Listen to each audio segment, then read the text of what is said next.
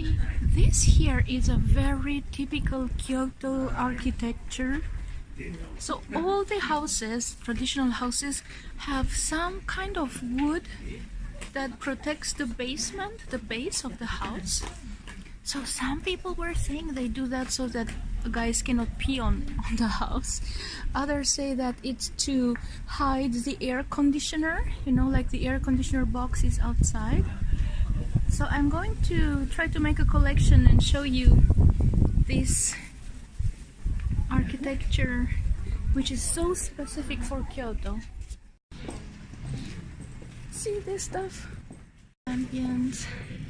See, stocked by photographer. See, even this building has here, even though it's straight, but there is something. Another thing, Kyoto. These traditional umbrellas. So, okay, all Asia maybe is using such umbrella types, but the Kyoto ones are really iconic. One more! Again, see? This thing, let's see what's inside. Basically, nothing. So I don't know why they make this. I mean, everybody gives a different answer, so it's hard to understand. Okay, Nata, please explain us what this thing is. This is Kyoto thing, but I know. Wow, and look at this cool black building, but it has this stuff. You know, I'm telling you about this. Yo, finally we will find out what this stuff is because Marcelo knows. Yes, we are right here in Pontocho, one of the geisha districts in Kyoto, and Laura was just asking, what is this? This little fence is to avoid dogs and cats to pee all over, especially in front of restaurants and tea houses. It's called INU-YARAI. Amazing! Puzzle solved!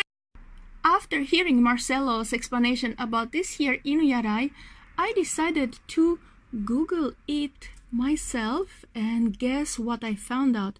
So this is not only to keep the dogs from peeing, although if you ask me, I think the dogs will pee on whatever, so this will definitely not keep dogs away, but actually as a person you won't be able to stand under this roof if it rains, and this was the main goal, to stop people standing under such roofs, you know, when it starts raining. So that makes much more sense. Of course, now it is part of the tradition and architecture of Kyoto, so they will just have it, you know, for the beauty. But what a shock! Wow!